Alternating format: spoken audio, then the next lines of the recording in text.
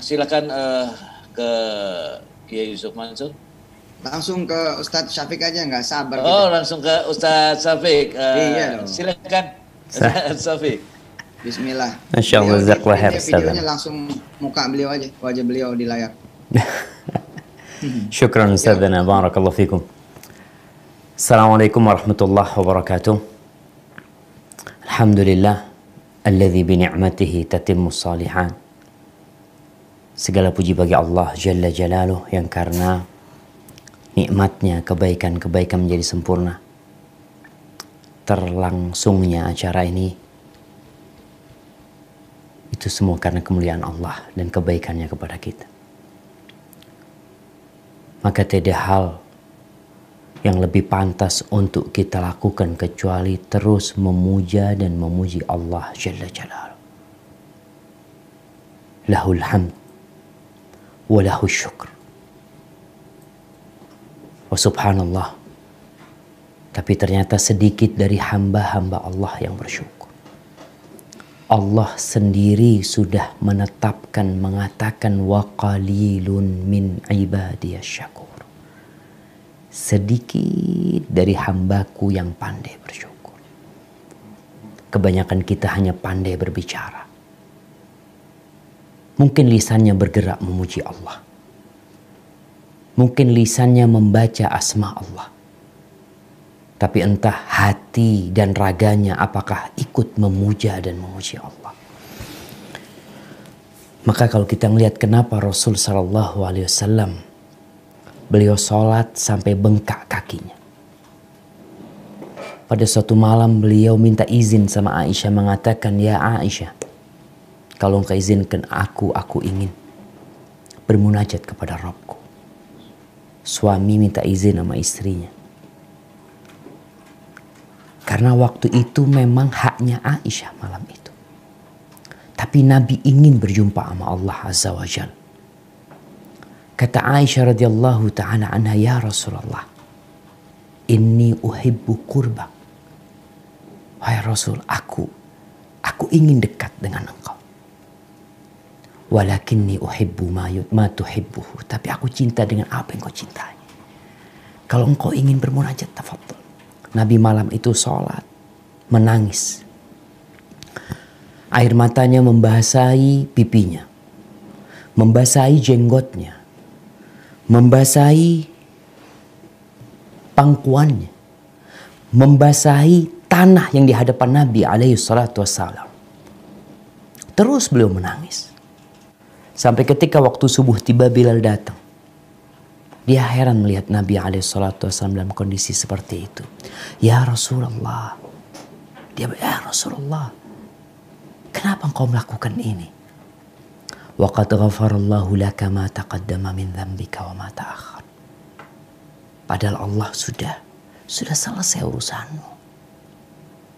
Udah diampuni dosa-dosamu yang lalu dan yang akan datang. Lalu apa kata Nabi alaihissalatu wassalam? Afala akun abdan syakura. Apa nggak pantas aku untuk menjadi hamba yang bersyukur? Beliau punya apa beliau? Apa yang beliau miliki sebenarnya? Rumah dari sejak datang ke kota Madinah sampai meninggal dunia nggak pernah ada renovasi. 5 kali 5 rumah beliau. Seringkali beliau makan hanya kurma dan minum air.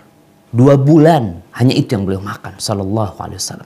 Seringkali beliau datang ke rumah, istrinya bertanya, hal min ta'am, ada makanan yang bisa aku makan? Kata istri, illal ma, nggak ada kecuali air. Apa kata Nabi alaihi salatu wasallam? Idzan ana shaim. Sahabat-sahabatnya terbunuh. Lalu apa sebenarnya yang beliau hendak syukuri? Itu yang mungkin kita tidak sadar. Terlalu banyak nikmat yang Allah berikan kepada kita, jamaah. Yang seharusnya kita harus lebih sering menangis. Seharusnya kaki kita lebih bengkak daripada kaki Rasul sallallahu alaihi wasallam. Allahumma lakal hamdu kullu. Allahumma a'inna ala dzikrika wa syukrika wa husni ibadatik. Wassalatu wassalam ala sayyidil mursalin wa imamil muttaqin qaidil ghurril muhajjalin sayyidina wa maulana wa syafi'ina Muhammad wa ala alihi wa ashabihi ajma'in. Amma ba'd. Ahibati fillah. Kalau bicara doa, kita akan bahas doa di dalam sholat dengan selain bahasa Arab. Tapi sebelum itu, ada satu rahasia doa yang mungkin kebanyakan kita kurang memperhatikan. Banyak di antara kita yang memperhatikan lafal doa yang dia baca, susunan doa yang dia rangkai. Tahukah kita bahwasanya Allah Azza wa Jalla telah mengabulkan doa iblis? Iblis berdoa dikabulkan. Apa sebenarnya? Kok iblis yang membangkang kepada Allah Azza wa Jalla, yang tidak mau sujud kepada Adam ta'ziman lahu? Kenapa? Kok Allah malah mengabulkan doanya ketika iblis mengatakan wa anzirni ila yaumi yub'atsun qala innaka minal munzarin. Allah ceritakan di dalam Al-Qur'anul Karim orang-orang musyrikin ketika mereka berada di atas kapal yang ada di surat Yunus ayat 22-23. Bagaimana tatkala mereka naik perahu, kemudian perahu itu diombang-ambingkan oleh ombak. Waja'ahumul mauju min kulli makan. Ombak itu datang dari segala penjuru. Wa dhannu annahum uhita bihim. Ketika itu mereka yakin udah habis nih. Udah gak ada tempat bergantung lagi. Selesai urusan kita. Da'awullah. Orang-orang musyrikin, penyembah berhala, ketika itu mereka da'awullah, Allah kabulkan doanya. Allah selamatkan mereka. Tahu kenapa? Da'awullaha mukhlisina lahuddin. Ikhlas. Mereka melepaskan segala ketergantungan kepada makhluk, kepada benda, kepada siapapun, kepada pejabat. Mereka bergantung hanya kepada Allah saja. Mukhlisina lahuddin. Ini Allah mengatakan ini. Mereka ikhlas memohon kepada Allah. Mereka mengatakan la in anjaitana min hadhi lanakunanna minasyakirin. Kalau engkau menyelamatkan kami ya Allah, mereka lupa dengan segalanya kecuali sama Allah Azza wa Jalla. Kalau engkau selamatkan kami dari bencana ini, kami akan menjadi hamba-hamba yang bersyukur. Tapi mereka berdusta. Falamma anjahum idahum yabghuna fil ardi bighairil haqq. Ketika Allah selamatkan mereka, mereka berbuat kemungkaran, mereka melampaui batasnya lagi. Tapi Allah kabulkan doa mereka. Ada apa sebenarnya? Di sini rahasia doa yang perlu kita pelajari. Ketika seorang ikhlas memohon hanya kepada Allah saja, di hati dia segala ketergantungan hilang. Nih sekarang COVID-19 kita lihat, banyak orang itu sibuk dengan social distancing, sama hand sanitizer, sama masker. Taib, ya, kita tahu tuh syariatnya. Kita tahu memang harus seperti itu. Nabi SAW mengatakan firra minal majdum firaraka minal asad. Hendaklah engkau melarikan diri dari orang terkena kusta itu seperti engkau melarikan diri dari singa. Ya. Tapi Nabi mengatakan la adwa sallallahu alaihi wasallam. Nggak ada penyakit menular. Nggak ada. Kenapa Nabi mengatakan kita disuruh melarikan diri dari orang yang terkena penyakit menular agar kita tidak tertular? Tapi di kesempatan lain Rasulullah sallallahu alaihi wasallam mengatakan la adwa, nggak ada penyakit menular.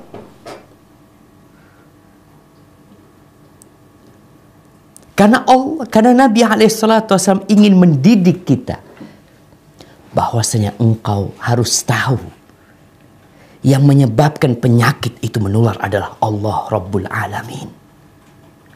Sehingga engkau seharusnya takut sama Allah. Ingat sebabnya kita jalanin. Tapi jangan sampai engkau bergantung kepada sebab, sibuk dengan menjaga kebersihan diri, kebersihan tangannya, wajahnya, mulutnya, tapi tidak menjaga kebersihan hati. Kita bisa melihat ada orang positif COVID-19. Satu keluarga nggak ada yang kena kecuali dia. Kenapa seperti itu? Karena yang memindahkan penyakit pada hakikatnya adalah Rabbul Alamin. Jadi kalau bicara doa, maka hendaklah kita tuh ikhlas ketika berdoa. Hanya berharap kepada Allah, percaya yang bisa menyelamatkan kita itu bukan yang namanya masker. Iya, kita pakai masker. Kita sering-sering cuci tangan. Tapi jangan lupa ketika engkau mencuci tanganmu, hatimu ikut dicuci. Jangan lupa tatkala engkau menutup mulutmu dengan masker, engkau kunci mulutmu dari ucapan-ucapan dusta, ucapan-ucapan palsu. Allah Azza wa Jal mengatakan, ud'uni astajib lakum. Mintalah kepada aku, pasti aku kabulkan. Tapi gimana cara berdoa sama Allah? Kadangkala kita salah berdoa. Kita nggak belajar bagaimana berdoa. Ada adabnya, ada etikanya. Panjang tuh kalau bicara tersebut. Tapi kalau bicara doa di dalam sholat, ternyata Nabi SAW menyuruh para sahabat ketika sujud untuk banyak berdoa. Wa idza sajadtum fa'akthiru fihi minad du'a. Faqaminun ayyustajaba lahu. Kalau kalian sedang sujud, banyakin doa. Karena ada harapan besar doa dikabulkan waktu itu. Ketika di penghujung sholat, sebelum salam, Nabi alaihi salatu wassalam menyuruh falyatakhayyar min khairid du'a. Enggaklah dia memilih doa-doa yang baiklah buat dia. Baik, tapi gimana kalau kita nggak hafal tuh doa yang diajarkan Nabi? Gimana kalau kita nggak bahasa Arab? Apa yang akan terjadi dengan sholat kita? Jangan-jangan sholat kita batal nanti. Nah, Ana akan membacakan kitab Al-Mawsu' Al-Fiqhiyah, ensiklopedi fikih ya. Di jilid ke-11 halaman 172. Kitabnya ada PDF-nya, ada aplikasinya, alhamdulillah. Semua bisa menikmatinya sebenarnya. Para ulama disebutkan bahwasanya ada khilaf. Kita kalau bicara fikih akan masuk kepada khilaf. Ada khilaf di antara para ahli fikih. Sebagian mereka mengharamkan. Haram, dosa kalau kita pakai selain bahasa Arab. Sebagian mereka memakruhkan. Terlarang tapi nggak sampai haram. Nggak sampai engkau berdosa. Tapi engkau meninggalkan sesuatu yang mulia. Yang ketiga, membolehkan bagi yang tidak mampu. Membolehkan bagi yang tidak mampu. Maka Anda akan bacakan pendapat mereka. Pendapat ulama Hanafiyah.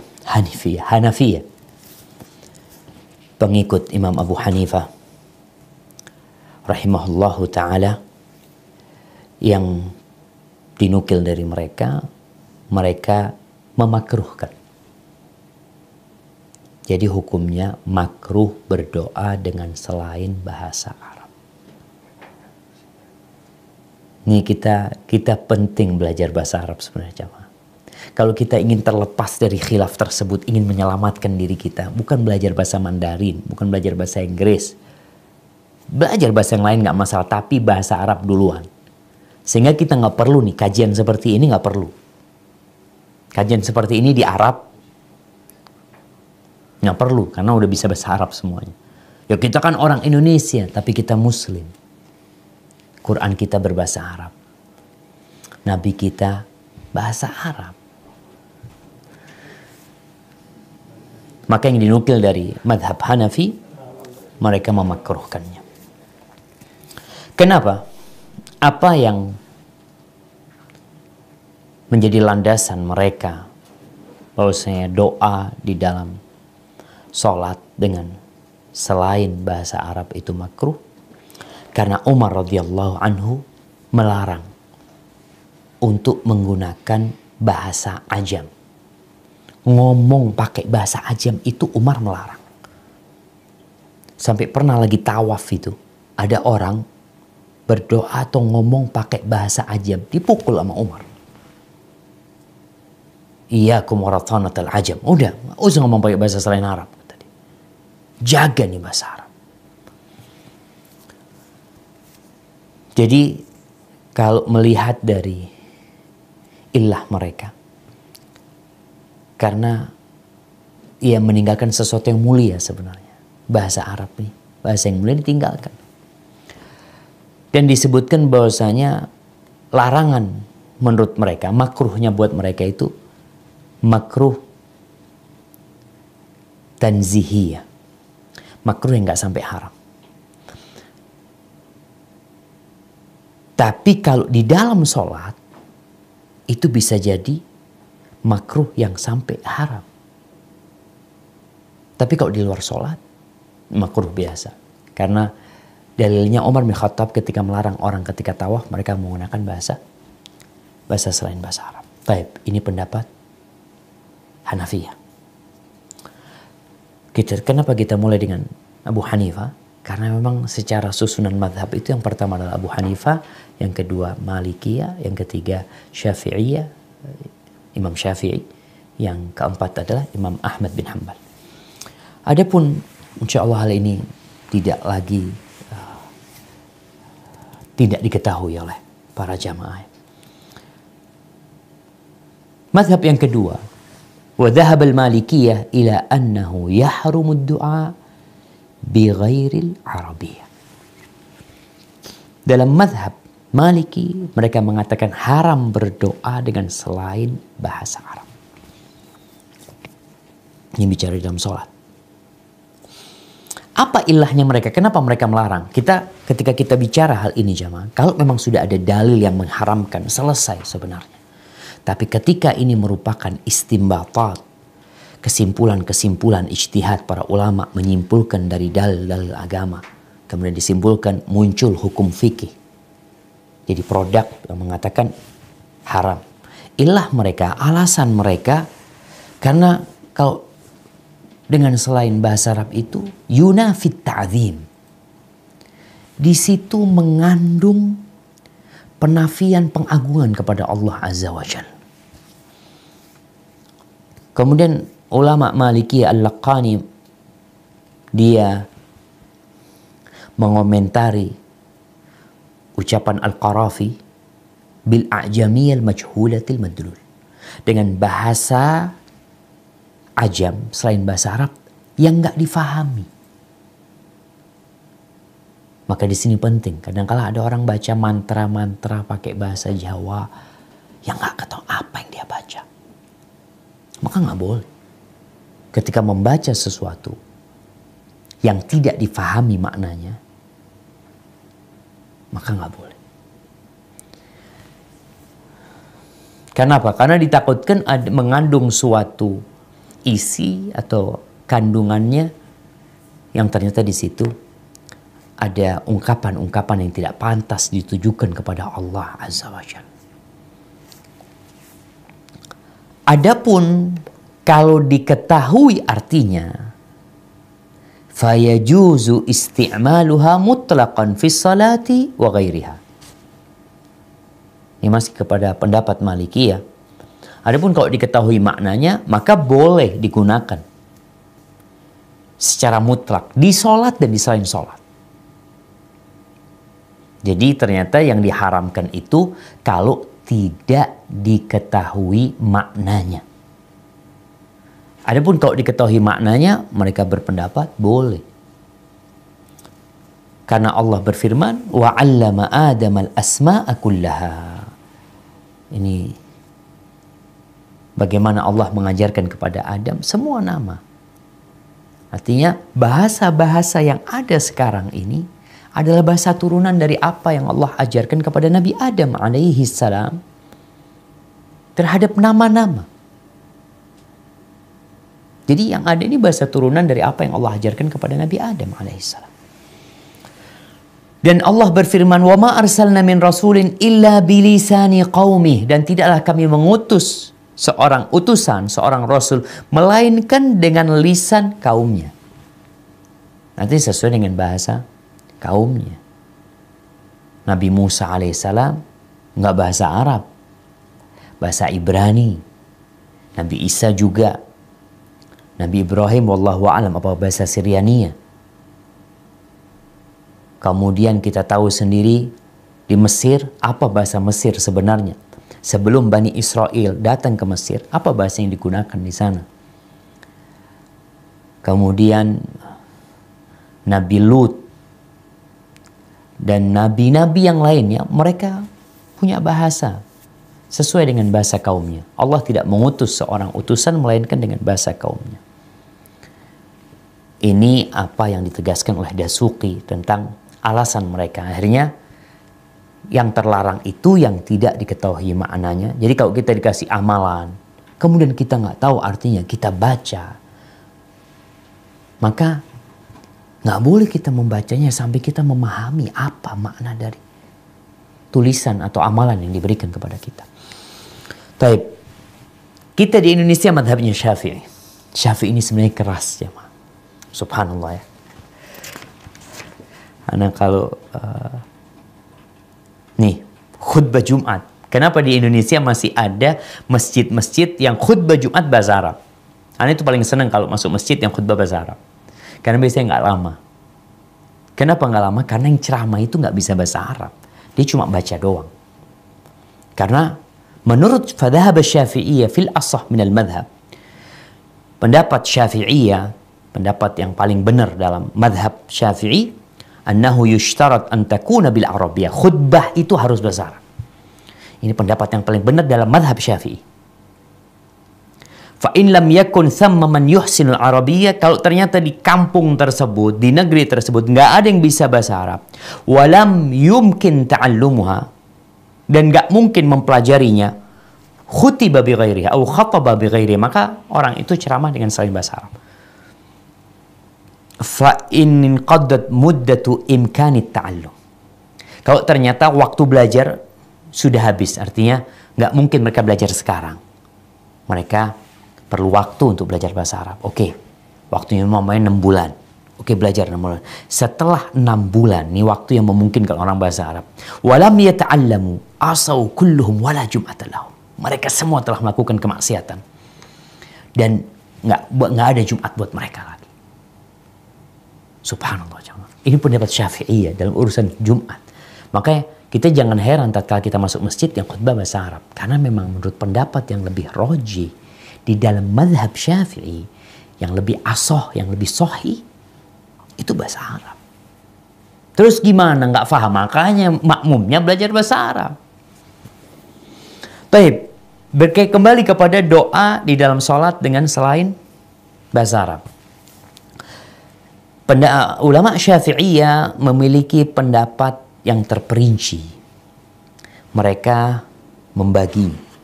Yang pertama, faqalu ad-du'a fi shalah imma an yakuna ma'thuran aw ghairu ma'thur. Ingat, doa yang dibaca ketika sholat itu ada dua.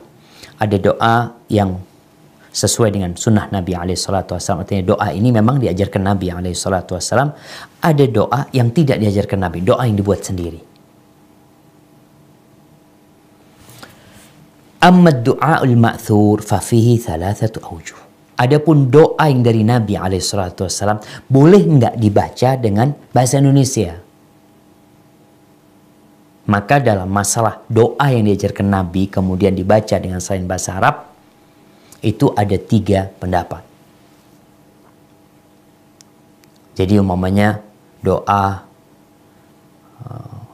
Rabbana atina fid dunya hasanah wa fil akhirati hasanah wa qina adzabannar. Boleh nggak dibaca pakai bahasa Indonesia? Anak kurang mantep Ustaz kalau pakai bahasa Arab. Maka ada 3 pendapat di sini. Yang pertama, as-sahhuha, ini yang paling benar. Wa yuwafiquhu ma dhahaba ilaihi al-Hanabilah, dan ini sesuai dengan mazhab Hambali. Annahu yajuzu bi ghairi al-arabiyyah lil ajizi anha. Bahwasanya boleh membaca doa yang diajarkan oleh Nabi alaihi salatu wassalam dengan selain bahasa Arab, itu diperbolehkan untuk orang yang tidak mampu untuk membacanya dalam bahasa Arab. Ini pendapat Syafi'i yang paling benar dalam masalah doa yang ma'thur dari Nabi alaihi salatu wassalam. Wala yajuzu lil qadir. Dan tidak boleh orang yang bisa bahasa Arab kemudian dia menerjemahkan bacaan sholatnya atau doa dalam sholat yang diajarkan Nabi SAW. Umpamanya di akhir sholat Nabi SAW mengajarkan doa, Allahumma inni a'udzubika min adzabil qabr wa min adzabi jahannam wa min fitnatil mahya wal mamat wa min syarri fitnatil masihid dajjal. Ya Allah, lalu dia terjemahkan, ya Allah, aku berlindung kepadamu dari azab neraka, dari azab kubur, dari azab neraka, dari fitnah kehidupan dan kematian, dan dari fitnah dajjal. Padahal dia mampu menghafalnya dalam bahasa Arab, dan pendapat Syafi'i, fa in fa'ala batalat salatuh. Kalau dia melakukan itu, menerjemahkan padahal dia mampu, maka batal salat. Ini pendapat Syafi'i yang paling benar. Jadi kalau ada yang mengatakan seperti itu, memang ini pendapat mereka. Karena engkau mampu, kenapa pakai bahasa Indonesia? Wa tsani yajuzu liman yuhsinul arabiyyah wa ghairahu. Pendapat yang kedua, boleh. Dalam mazhab Syafi'i, boleh bagi orang yang bisa bahasa Arab, nggak bisa bahasa Arab, boleh dia.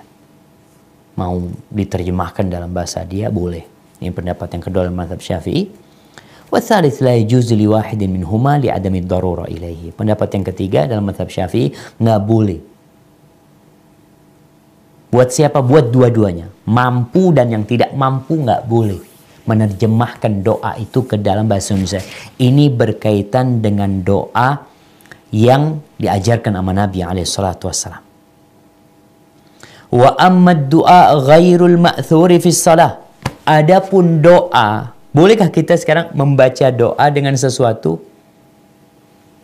yang tidak diajarkan Nabi SAW? Fala yajuzu ikhtira'uhu wal ityanu bihi bil ajmiyati qawlan wahidan. Pendapat Syafi'i satu. Maksudnya nggak boleh membikin doa yang dibaca dalam sholat dalam bahasa selain Arab. Nggak boleh. Qaulan wahidan. Ini pendapat Syafi'iyah.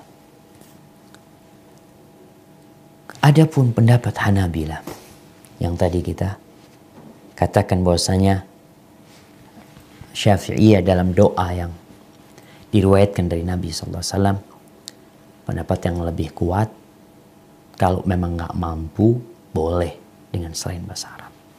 Urusan nggak mampu, dia baru masuk Islam, dia belajar udah ngafalin nggak hafal-hafal ya. Baik, itu pendapat Syafi'iyah. Adapun pendapat Hanabilah jamaah, bahwasanya mereka berpendapat diperbolehkan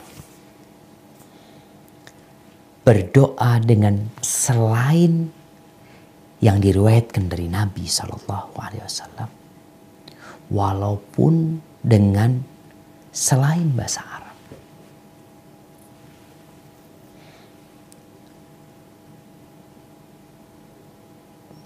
Selama isi doanya, kandungan doanya itu baik, tidak mengandung dosa, tidak mengandung pemutusan silaturahim. Akan tetapi, tetap kita harus tahu bahwasanya doa yang ma'thur itu lebih baik.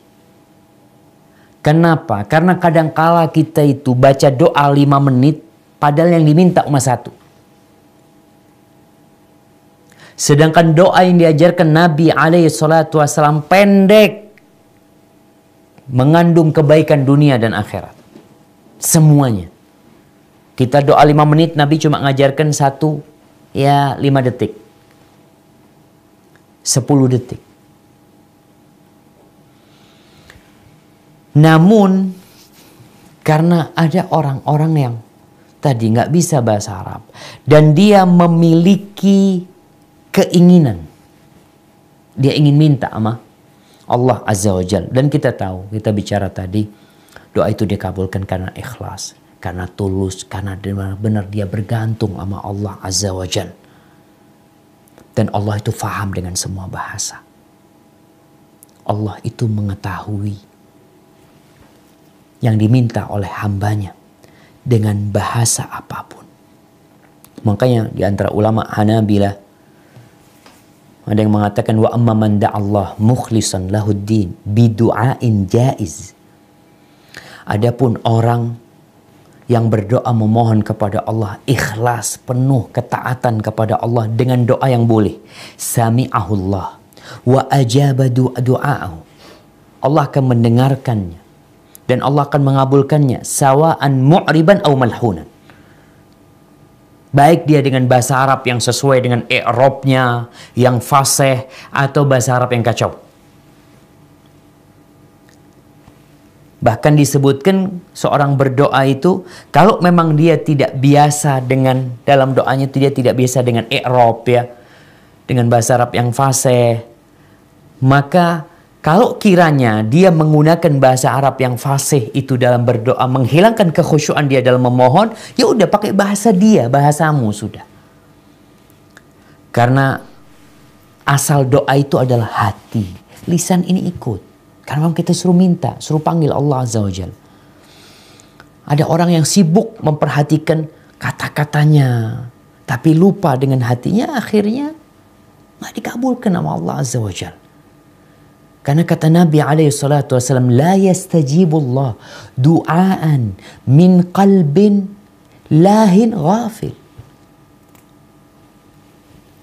Allah itu tidak mengabulkan doa yang muncul dari hati yang lalai, yang gak hadir hatinya.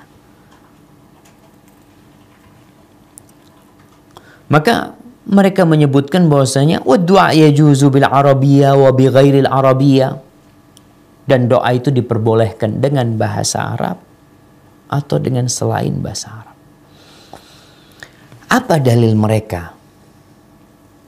Sekarang sandarannya apa? Karena memang kalau kita lihat tidak ada dalil yang tegas mengatakan harus berbahasa Arab. Cuma memang Nabi SAW karena beliau dari Arab, lisannya mereka orang-orang Arab, bahasa Arab, maka semua doanya dengan bahasa Arab. Mereka berpendapat bahwasanya boleh berdoa dengan selain yang diriwayatkan dari Nabi SAW di dalam sholat. Karena sabda Nabi SAW, thumma yatakhayyar minal mas'alati ma syaa. Ini ketika tasyahud. Hendaklah dia memilih dari permohonan terserah dia. Dalam lafaz lainnya dikatakan thumma yatakhayyar minad du'ai a'jabahu ilaihi fayad'u. Kemudian hendaklah dia memilih dari doa yang menakjubkan dia, kemudian dia berdoa dengan doa tersebut. Maka jamaah rahimakumullah, itu pendapat para ulama berkaitan dengan bolehkah kita berdoa di dalam sholat kita dengan selain bahasa Arab. Orang India pakai bahasa India. Anda lihat pendapat mungkin yang lebih kuat di antara semua itu adalah yang membolehkan bagi yang tidak mampu. Maka berusahalah untuk jadi orang yang mampu. Kenapa? Karena muslim itu yang kuat lebih baik dan lebih dicintai Allah daripada mukmin yang lemah. Kata Nabi alaihi salatu wassalam, al-mu'minul qawi khairun wa ahabbu ila Allah minal mu'minil dhaif. Seorang mukmin yang kuat imannya, yang pertama, kuat ilmunya, kuat ya ekonominya, yang lainnya. Tapi yang pertama kekuatan iman yang membuat dia kuat di segalanya. Karena kalau ekonomi kuat, tapi imannya nggak kuat, dia bakhil. Tapi kalau imannya kuat, ekonominya lemah, dia berbagi dengan apa yang dia miliki. Tetap dia berbagi. Maka yang menjadi tolak ukur adalah kekuatan iman. Kekuatan iman ini akan mendorongmu untuk belajar bahasa Arab. Bahkan para ulama mengatakan al-Arabiyyah minad din. Bahasa Arab itu termasuk dari agama. Bagian dari agama. Kenapa Quran kita berbahasa Arab? Jadi mukmin yang kuat lebih baik dan lebih dicintai Allah daripada mukmin yang lemah. Jadi ini pembahasan kita pada kesempatan kali ini yang berkaitan dengan doa di dalam sholat dengan selain bahasa Arab. Yang lebih hati-hati, ya udah tadi anak katakan belajar. Tapi bagi yang nggak mampu, yang nggak bisa, kita udah ajarin nih baca doa ini. Iya, ini doa diajarkan Nabi SAW. Tapi anak punya permohonan sendiri, Ustadz. Anak mau minta sesuatu. Anak punya anak ini durhaka sama anak, Ustadz. Anak ingin mintakan buat dia. Dan nggak bisa bahasa Arab dia. Maka silahkan dia berdoa dengan selain bahasa Arab. Dan orang Arab pun sebenarnya, kalau bicara berdoa dengan selain ma'thur, selain yang diriwayatkan dari Nabi SAW. Karena mereka orang Arab, ya dia biasa doa. Mamanya, Allahumma inni as'aluka NMAC, mungkin kayak gitu kata Ustaz Yusuf. Minta NMAC. Allahumma inni as'aluka Avanza. Dia minta apa? Doa yang diajarkan Nabi SAW. Tapi memang tadi Anda sampaikan, doa yang terbaik adalah doa yang ma'thur dari Nabi SAW.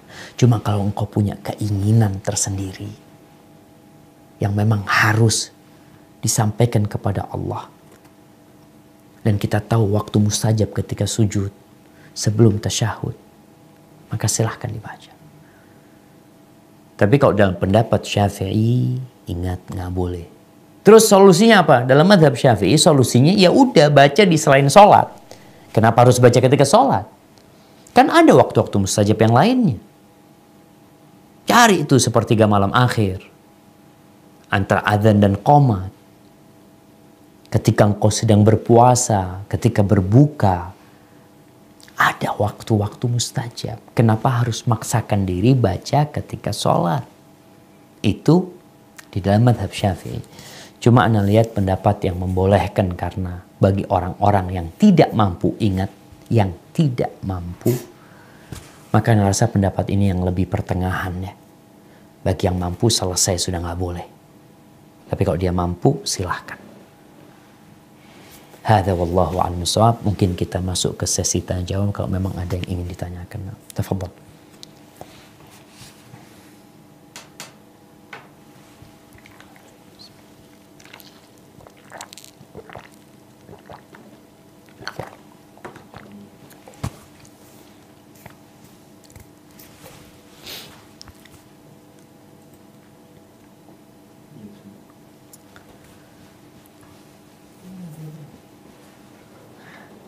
Baik, alhamdulillahirrahmanirrahim.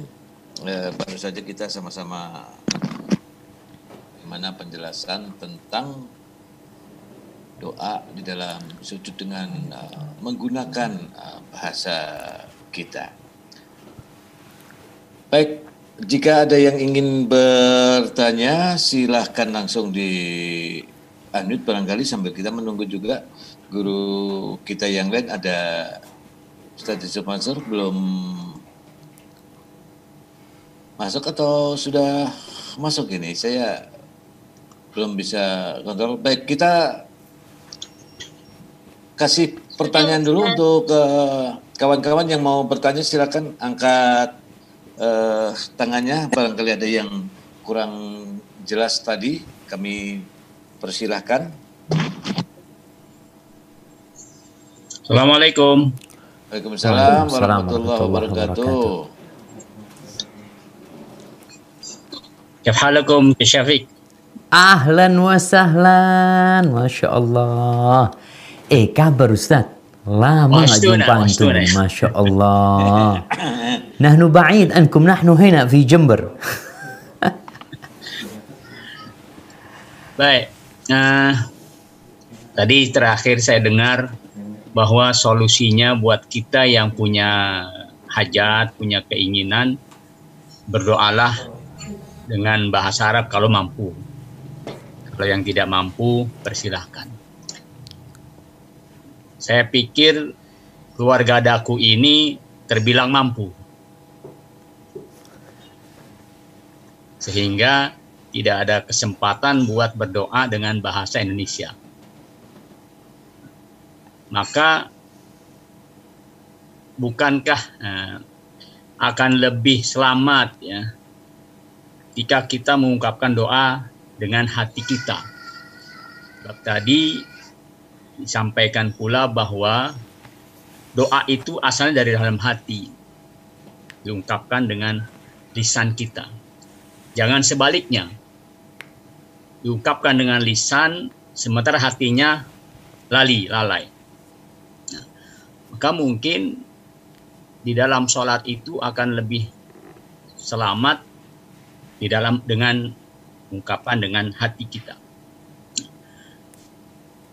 Saya rasa begitu. Mungkin lebih diperjelas lagi dengan Syafiq. Iya, jazakallah khair Ustaz. Masya Allah, jazakallah khair ya atas masukannya. Jadi memang kalau dikatakan tadi keluarga Daku semuanya bisa bahasa Arab, selesai sudah. Kajian kita nggak usah dipakai di sini gitu.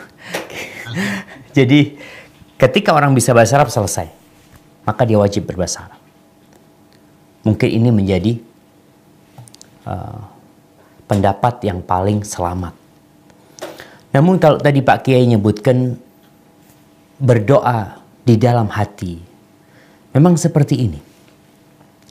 Apa yang terbetik di hati kita itu Allah tahu. Tapi Allah nyuruh kita minta. Jadi ketika orang meminta dengan hatinya saja, lisannya tidak ikut, maka sejatinya dia belum disebut berdoa.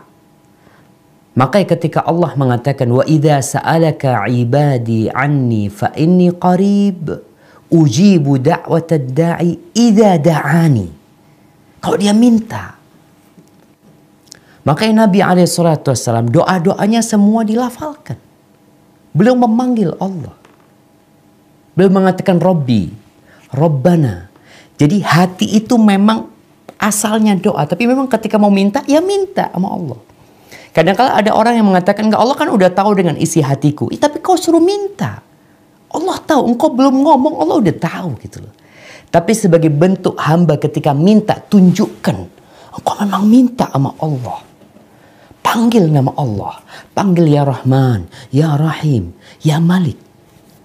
Jadi kalau dikatakan hanya yang terbetik di hati, mungkin kita nggak masuk dalam pembahasan kita sebenarnya mungkin Pak Yai seperti itu. Karena hal-hal yang terbetik di hati kita, kadang-kala kita baca Al-Fatihah, hatinya ada di pasar. Jadi dia membaca surat Al-Fatihah, hatinya ada di tempat lain seperti itu. Jadi kalau kiranya dia ketika sujud itu, hatinya meminta, tapi lisannya tidak meminta, berarti dia merenung sebenarnya pada waktu itu, bukan memohon. Tapi kalau meminta, memang Allah suruh, ud'uni, minta engkau, pinta, panggil nama Allah Azza wa Jalla. Makanya kalau kita lihat doa-doa para nabi, bagaimana Nabi Zakaria dipanggil Allah Azza wa Jalla. Cuma memang pembahasannya kan tadi berkaitan dengan bahasa, apakah bahasa Arab boleh atau nggak boleh. Memang kalau dalam mazhab Syafi'i, dan memang itu yang banyak dipakai di Indonesia, mereka berpendapat qaulan wahidan nggak boleh. Terus solusinya, jadi kalau solusinya mungkin bukan berdoa dalam hati ketika sujud, tapi solusinya buat yang berpegang teguh dengan mazhab Syafi'i ini, maka doanya di selain sholat. Selesai sudah. Cari waktu mustajab yang lainnya gitu loh.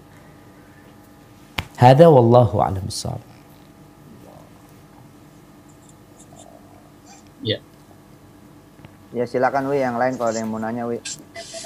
Baik, alhamdulillah baru saja nih Kiai Kosasi sudah mempertanyakan sebetulnya banyak yang mesti ditanyakan, barangkali silakan untuk kawan-kawannya yang lain yang mengikuti kuliah wisatahati.com ataupun kawan-kawan dari keluarga besar Darul Quran, silakan untuk Ustaz Jamil. Nah, ya Jamil. Salam. Sheikhna, Doktor, Masya Allah. Masya Allah. كيف حالك أستاذ جميل؟ عساك بخير. Masya Allah. Ini yang ikut bukan hanya keluarga besar pesantren, tapi juga kawan-kawan kuliah online. Jadi yang punya latar belakang macam-macam lah. Mungkin tadi Kiai ngelihat ada beberapa teman-teman pesantren ya. Ini yang ikut lumayan banyak ini, Ustaz. 539 sampai saat ini, alhamdulillah. Masya Allah. Masya Allah. Ada pertanyaan, titipan pertanyaan dari istri. Oh, dari nyonya. Dari nyonya. Kalau tadi seputar bahasa Arab atau Ajami dengan bahasa non Arab, sekarang apakah boleh jahar ataukah dibaca dengan sir? Itu aja sih. Nah, Kita dilafalin atau enggak gitu. ya ini mungkin kembali kepada apa yang disampaikan Kiai Kosasi tadi ya.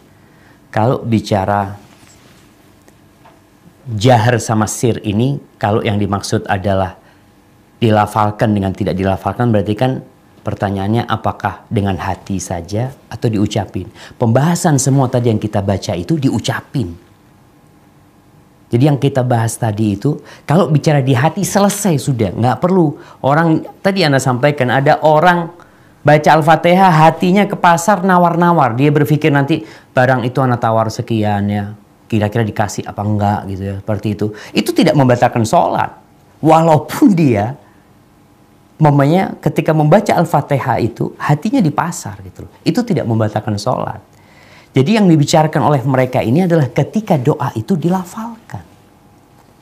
Kalau sesuatu yang terbetik di hati itu bukan doa. Makanya dikatakan Allah itu memaafkan umatnya, kata Nabi SAW, amma haddathat bihi anfusuhum.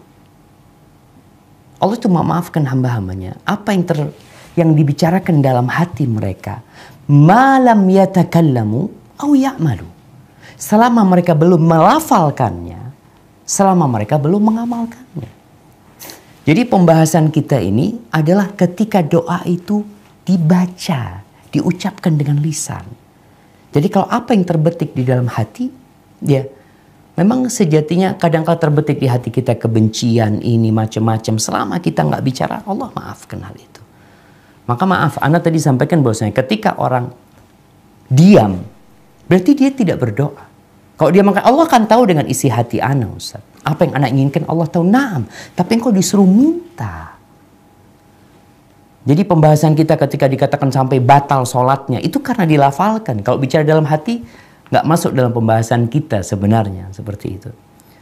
Hadza wallahu a'lam bissawab. Baik, silakan yang lainnya atau mungkin Ustaz Yusuf Mansur langsung. Saya itu masih kangen sama Ustadz Syafiq ya.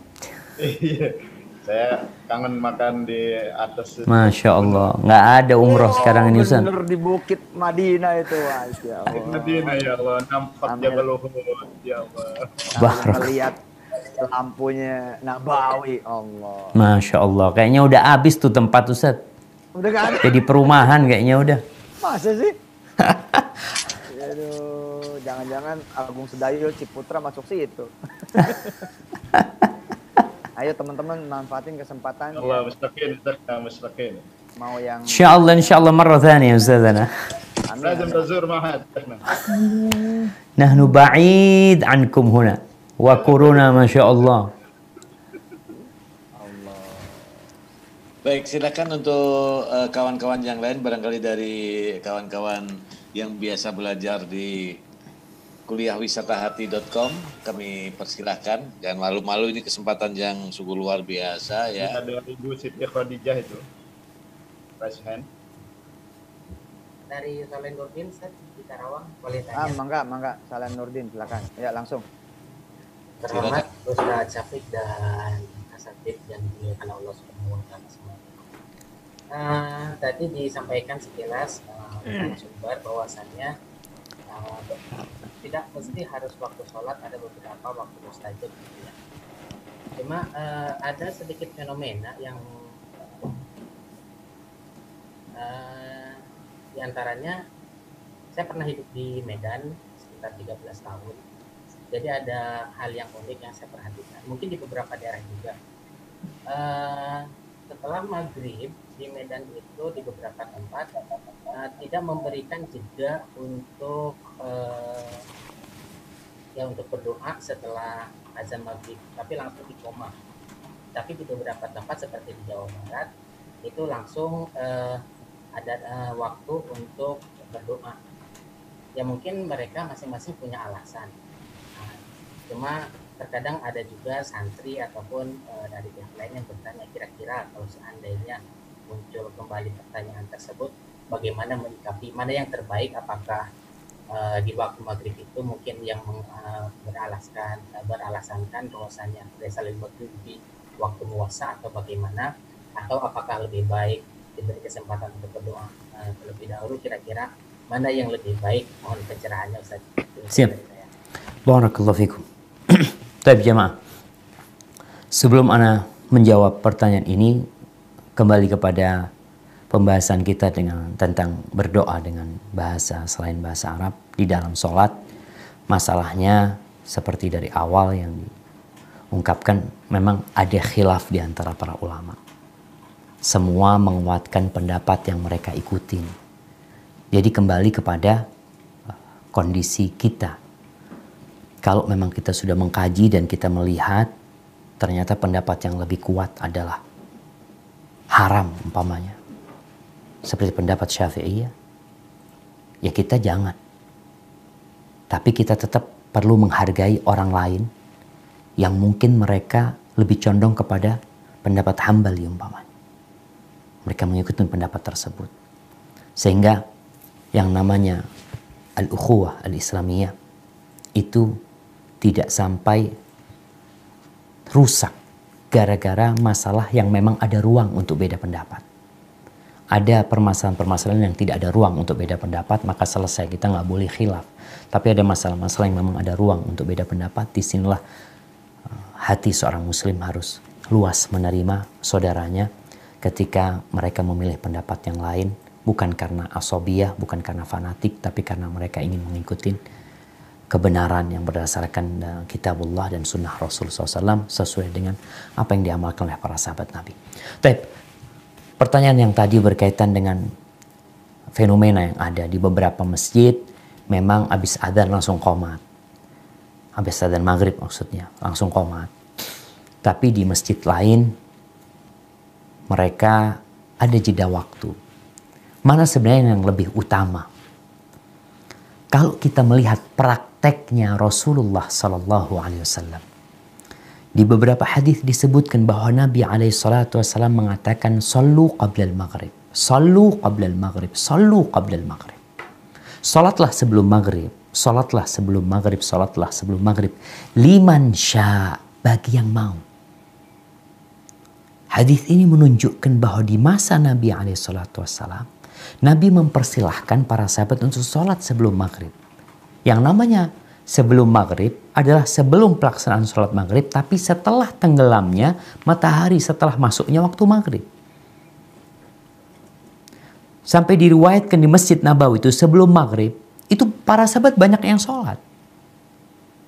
Mereka cari tiang-tiang, mereka cari sutroh, mereka pada sholat sebelum maghrib. Maka ini menunjukkan bahwasanya waktu sholat maghrib itu berakhir dengan masuknya waktu isya.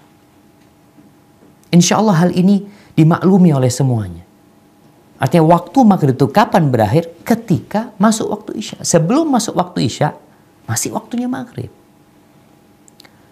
Namun jangan sampai kemudian kita memberikan jeda yang panjang sehingga memasuki waktu isya.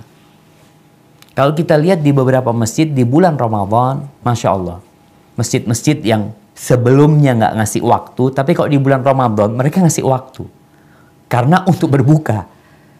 Jadi apa alasannya ketika dia berpendapat waktunya nggak muasa sehingga dia langsung sholat, seharusnya di bulan Ramadan pun langsung dia sholat. Tapi ternyata di beberapa masjid mereka kasih waktu untuk berbuka.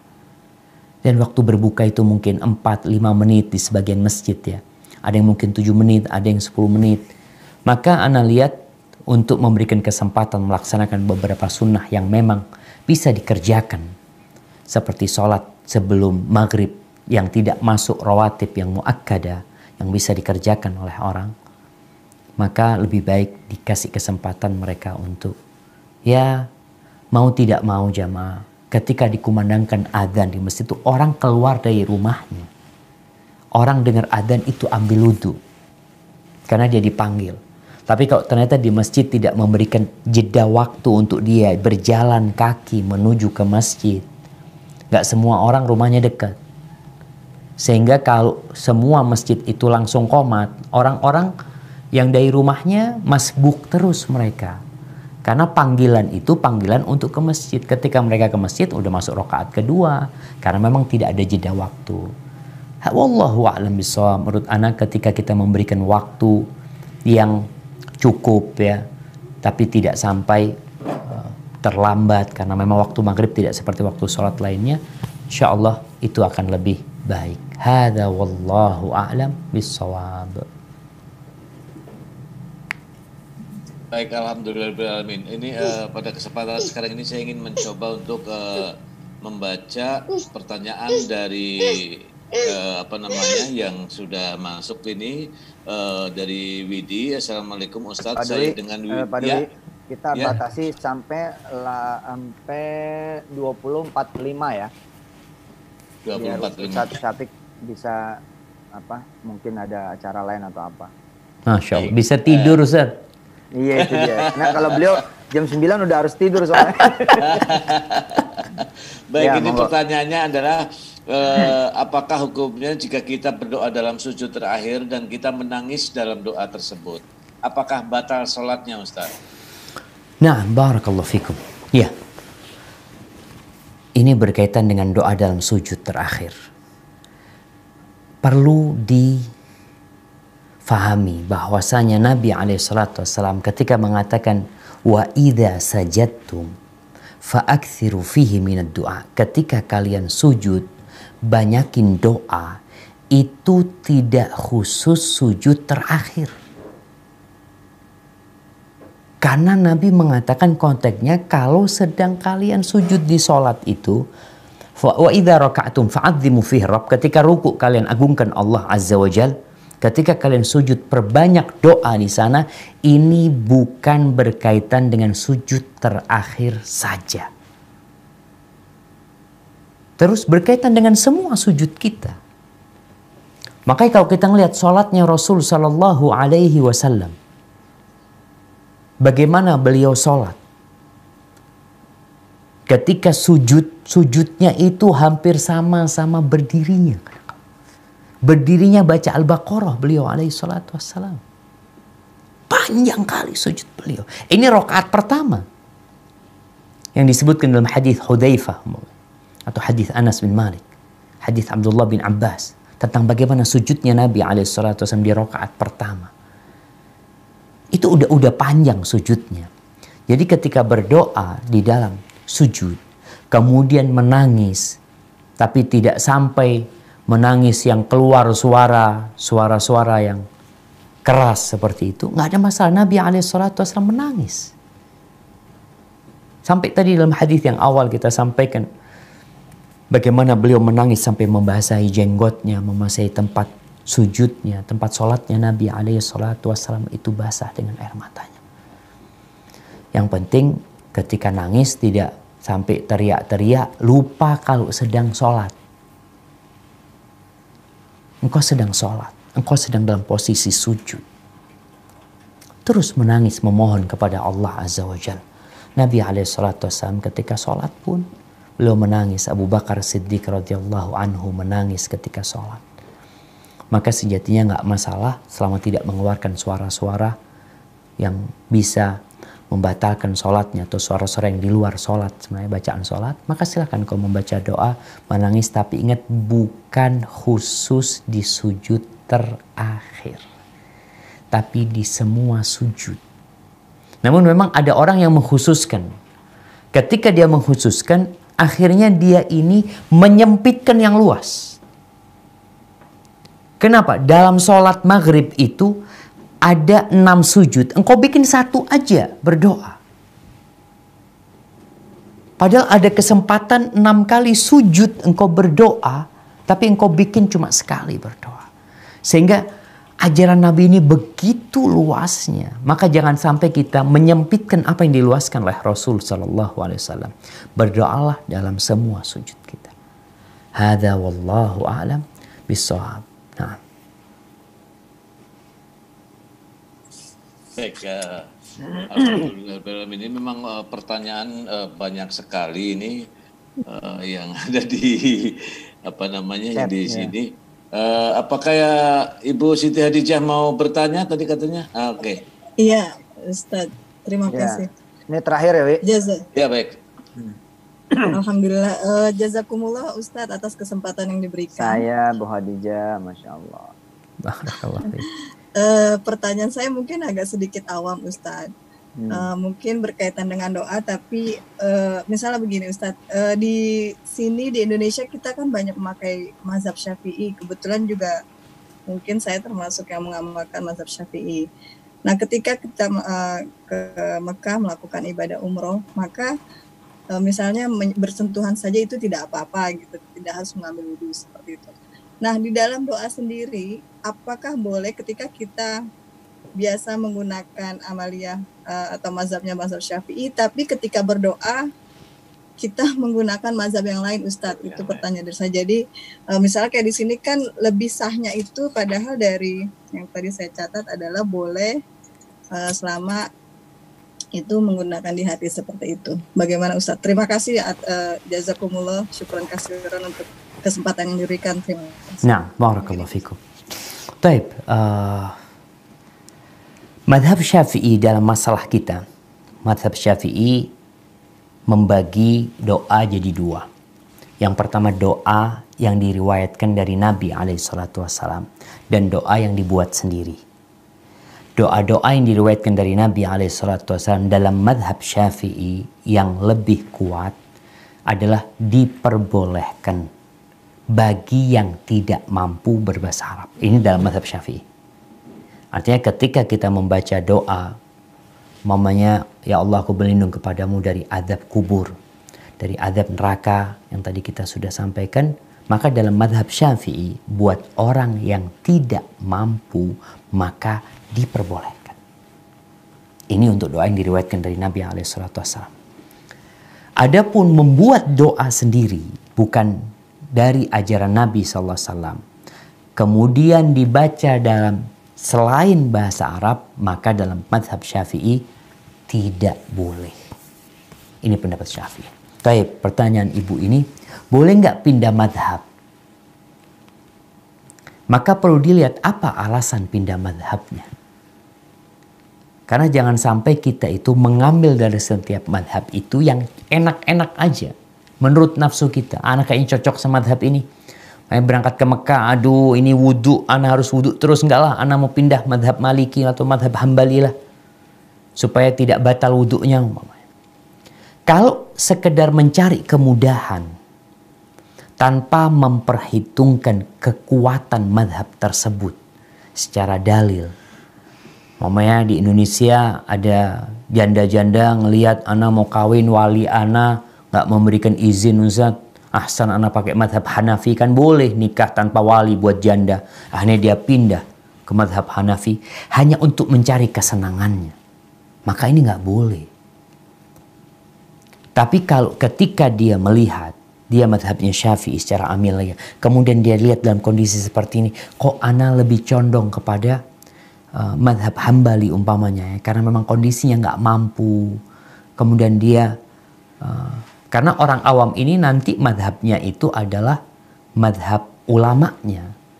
Dia minta fatwa. Ketika dia mendapatkan fatwa dari ulamanya, karena dia tidak bisa mengkaji dalil, kemudian dia merasa hatinya srek kepada ulama tersebut, kemudian dia ambil madhab yang disampaikan oleh para ulama tersebut, nggak apa-apa buat dia. Nggak berdosa dia dalam kondisi seperti ini gitu loh. Bukan berarti kemudian dia juga dikatakan keluar dari madhab Syafi'i, karena dia memang orang awam yang dia ikut pendapat ulama. Dia minta fatwa disampaikan, ya sudah dia ikutin. Ketika dia tidak mampu untuk mengkaji, maka nggak ada masalah insya Allah. Hadza wallahu a'lam bissawab. Allah. Ya. Oke. Cukup kali Pak Dwi, nanti sesi biar kangen sama Ustaz Syafiq, biar kita minta lagi. Ini Kiai Kosase barusan melambaikan tangan. Oh iya, silakan Kiai Kosase, mangga. Masih perlu waktu sebetulnya nih. Masya Allah. Fadhal Pak Yai. Tapi nggak apa-apa lah.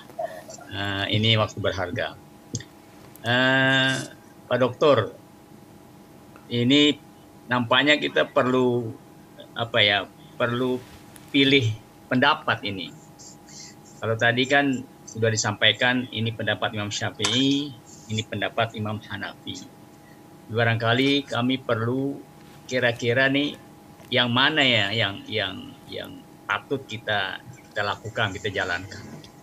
Ingin dapat pilihan lah dari Pak Dokter ini. Nah, barakallahu fikum. Ya, kalau bicara pendapat ana, setelah ana mengkaji ya, ana melihat kondisi umat manusia yang tidak semuanya bisa bahasa Arab.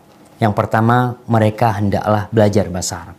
Artinya tetap seorang muslim itu dianjurkan untuk belajar bahasa Arab. Tunjukkan semangat dia untuk mengkaji agamanya. Untuk berbicara dengan bahasa yang nabinya Shallallahu Alaihi Wasallam berbicara dengan bahasa tersebut. Yang Jibril alaihissalam membawa kalamullah kepada Nabi dengan berbahasa Arab. Dan disampaikan oleh Nabi alaihissalam kepada umat manusia dalam bahasa Arab. Sehingga kita lihat Mesir yang awalnya negara Egypt, negaranya Fir'aun pada waktu itu, kemudian dikuasain oleh Muqawqis, oleh Romawi, jadi negeri Arab, berbahasa Arab mereka kemudian. Kemudian Maroko menjadi bahasa Arab, Sudan berbahasa Arab, Aljazair berbahasa Arab, itu negeri-negeri Afrika, mereka berbahasa Arab gitu. Bagaimana kepedulian mereka dengan bahasa Arab? Ini mendorong kita untuk belajar bahasa Arab. Tapi kalau memang ada orang yang tidak mampu berbahasa Arab, jadi kalau di Indonesia alhamdulillah banyak orang bisa ngaji, banyak orang menghafal doa-doa Nabi SAW dalam bahasa Arab sehingga dia bisa membacanya dalam bahasa Arab. Tapi kalau memang ada orang yang tidak mampu berbahasa Arab dan dia punya keinginan, dia memiliki keinginan yang dia nggak tahu harus dengan bahasa Arab. Tadi kita sampaikan kalau dirakit bahasa Arab akhirnya dia juga nggak paham, dia sekedar mengulangi ucapan kata-kata yang dia tidak memahaminya sehingga tidak ada kekhusyuan pada diri dia. Maka ana lihat bagi orang yang tidak mampu, tafadhol, setelah dia berusaha kemudian dia tidak mampu, ana rasa kita persilahkan dia untuk meminta, memohon kepada Allah Azza wa Jalla dalam bahasa dia, dengan catatan dia tidak mampu. Yang mampu bahasa Arab. Apa gunanya belajar bahasa Arab? Karena ana sedih. Terus terang ana ini sedih sekali. Lulusan Timur Tengah itu banyak. Lulusan pesantren di Indonesia itu banyak. Tapi kenapa bahasa Arab tidak menjadi bahasa kedua di Indonesia ini? Kenapa ana melihat di pesawat itu ada koran bahasa Mandarin, tapi nggak ada koran bahasa Arab? Karena banyak orang-orang yang lulus dari Timur Tengah, di rumahnya nggak bahasa Arab. Di rumahnya. Dia belajar bahasa Arab 6 tahun di pesantren. Kuliah 4 tahun bahasa Arab. Sampai Indonesia, menikah, punya keluarga. Kenapa anaknya nggak diajar bahasa Arab? Diajak ngomong bahasa Arab. Diajak ngomong. Kita lihat tuh orang-orang yang lulusan Inggris, ya anaknya diajak bahasa Arab sama dia. Bahasa Inggris, afwan. Yang Cina diajak bahasa Mandarin, bisa bahasa Mandarin. Dan subhanallah anak-anak itu jamaah. Ketika umur di bawah 5 tahun.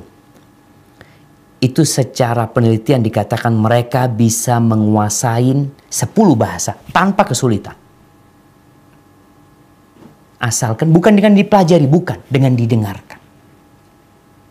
Makanya anak punya teman-teman di Medina itu anak-anak yang dari Bosnia, anaknya bisa bahasa Arab, bahasa Inggris, bahasa Bosnia, bahasa macam-macam. Subhanallah. Jadi ketika ada orang yang ngomong kepada dia dengan bahasa Bosnia, langsung berubah jadi bahasa. Ngomong bahasa Arab langsung jadi bahasa Arab. Ngomong bahasa Inggris langsung jadi bahasa Inggris. Kenapa? Karena orang tuanya membiasakan. Ingat bahasa Arab itu termasuk agama kita. Maka harapan anak, apa yang kita kaji ini, apalagi yang madhab Syafi'i ini seharusnya lebih takut lagi dia. Dia harus benar-benar bisa bahasa Arab. Dan negeri kita alhamdulillah madhabnya Syafi'i. Sehingga khutbah Jumat nanti bahasa Arab karena semuanya bisa bahasa Arab. Tapi kalau sekarang khutbahnya bahasa Arab, orang pulang nggak ngerti apa-apa jemaah. Nggak dapat apa-apa dia akhirnya. Hadza wallahu a'lam bishawab ya. Jadi pendapat ana yang mungkin pendapat itu salah. Afwan. Ana melihat pendapat yang mengatakan bagi yang tidak mampu berbahasa Arab boleh dengan bahasa selain bahasa Arab. Ana lihat pendapat ini lebih kuat. Kenapa? Karena Allah mengatakan fattaqullaha mastata'tum. Bertakwalah kepada Allah sesuai dengan kemampuan kalian. La yukallifullahu nafsan illa wus'aha. Allah tidak membebani hambanya kecuali sesuai dengan kemampuan dia. Sampai sebagian ulama berpendapat kalau ada orang yang zikirnya nggak bisa bahasa Arab karena dia dari orang ajam sampai dia baca subhanallah walhamdulillah mau kesulitan dalam bahasa tersebut, kalau tidak mampu mau gimana lagi? Jadi kondisinya orang yang tidak mampu. Kalau masih mampu belajar. Hadza wallahu a'lam. Mungkin seperti itu Pak Kiai. Itu pendapat ana, dan tapi ana sudah menyampaikan, silahkan yang bisa mengkaji, yang mungkin mengikuti pendapat ulamanya, ya silahkan diikutin. Kemudian dijalankan, yang penting tetap menjaga hati untuk saling menghormati dan menghargai. Hadza wallahu a'lam bishawab. Alhamdulillah. Jamil masih ngangkat tangan aja deh. Belum puas beliau. Ya oke, masih 3 menit. Gak ada puasnya ilmu ya. 3 menit mudah-mudahan bermanfaat. Ya, amin. Amin. Ini sih pertanyaan umum ya dari jamaah kita. Ustaz, boleh gak berdoa minta dunia sama Allah? Di mana? Di sujud atau di luar? Ketika sujud, Kiai. Nah, Oke. iya. Jadi subhanallah ya, Allah itu menyuruh kita berdoa. Ud'uni astajib lakum. Mintalah kepada aku, pasti aku kabulkan. Dan ternyata manusia itu terbagi menjadi 2. Sebagaimana disebutkan di surat Al-Baqarah, Allah mengatakan, "Faminan nas may yaqulu rabbana atina fid dunya wa ma lahum fil akhirati min khalaq." Ada orang-orang yang doanya hanya minta dunia. Hanya dunia yang dia minta. Maka di akhirat dia nggak dapat apa-apa. Wa minhum man yaqulu rabbana atina fid dunya hasanah wa fil akhirati hasanah wa qina adzabannar. Tapi ada di antara mereka yang permintaannya itu minta kebaikan dunia, minta kebaikan di akhirat, dan minta dijauhkan dari api neraka. Kalau bicara ketika orang sujud, apa yang diminta? Bebas yang dia minta. Tapi jangan minta dunia saja. Karena dunia ini terlalu kecil. Tapi kita perlu minta. Kenapa? Nabi SAW minta. Sampai kita disuruh minta memperbaiki sandal kita. Sandal kita rusak, mau kita perbaiki. Minta tolong sama Allah Azza wa Jalla. Jadi ketika sujud, minta masalihad dunya wal akhirah. Jangan hanya minta kemaslahatan dunia saja. Kita itu kadang-kala panjang minta dunia 5 menit. Minta akhirat 1 menit. Padahal kita mau hidup di dunia cuma 70 tahun. Kenapa antum panjang-panjang doanya minta dunia? Ingat dengan Fudail bin Abdullah bin Mubarak ya. Ketika dia minum air zam-zam. Kebanyakan orang kalau minum air zam-zam minta, ibu-ibu minta awet muda ya. Minta sehat ya. Silahkan boleh minta kesehatan, minta rizki. Abdullah bin Mubarak ketika minum air zam-zam. Dia mengatakan, Allahumma ya Allah, sesungguhnya aku mendapatkan hadis dari guruku dari Ibn Abil Mawala. dari Jabir bin Abdullah bahwa Nabimu SAW bersabda, ma'u zamzam lima syuribalahu, air zam-zam ini tergantung niat meminumnya. Allahumma fa inni ashrabuhu li dhama'i yaumil mahsyar. Ya Allah, aku minum air zam-zam ini agar aku tidak kehausan di padang mahsyar. Dia memandang kepada hari yang panjang, yang satu hari sama dengan 1000 tahun. Maka kalau bicara ketika sujud minta maslahat dunia, tafadhal. Silahkan. Tapi jangan hanya minta maslahat dunia. Terlalu kecil dunia ini, jamaah. Mungkin seperti itu, Ustaz. Hadza wallahu a'lam. Allahumma inna nas'aluka NMAX. Itu cuma NMAX yang diminta, Ustaz. Ya Allah, berapa NMAX? Iya. Ingat ceramahnya Ustadz Syafiq, Allahumma inna nas'aluka NMAX. Waduh, jangan cuma NMAX katanya. Minta anak yang hafiz. Gitu. Masya Allah, Masya Allah. Boleh NMAX diminta, tapi hafiznya jangan lupa. Masya Allah, Masya Allah. Dan minta belinya pakai duit yang halal. Pak Dwi, kelihatannya kita nggak akan pernah cukup nih dengan Ustadz Cukup, iya. Banyak sekali tapi kita harus cukupkan. Terima kasih banyak Ustadz Syafiq. Mudah-mudahan Allah ridha sama antum, sama keluarga, dan kami memang bersama antum. Doain kami nih biar terus belajar dan tidak pernah berhenti belajar. Jazakallah khair, Ustaz. Haji Dwi, ya kita minta langsung Ustadz Syafiq berdoa buat kita semua. Ya, Allahu baik. Akbar. Kami persilakan. Doa, Ustaz. Ya, kalau doa Nabi SAW yang Nabi sering baca di majelisnya. Beliau hampir jarang meninggalkan majelis kecuali telah mendoakan para sahabatnya.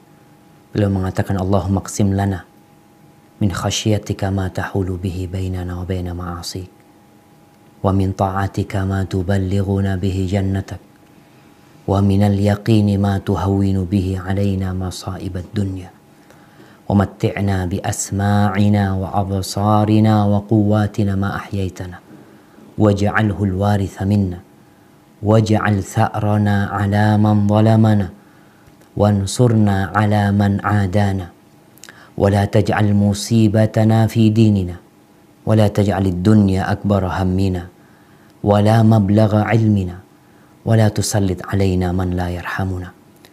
Rabbana la tuzigh qulubana ba'da idh hadaytana wa hab lana min ladunka rahmah innaka antal wahhab.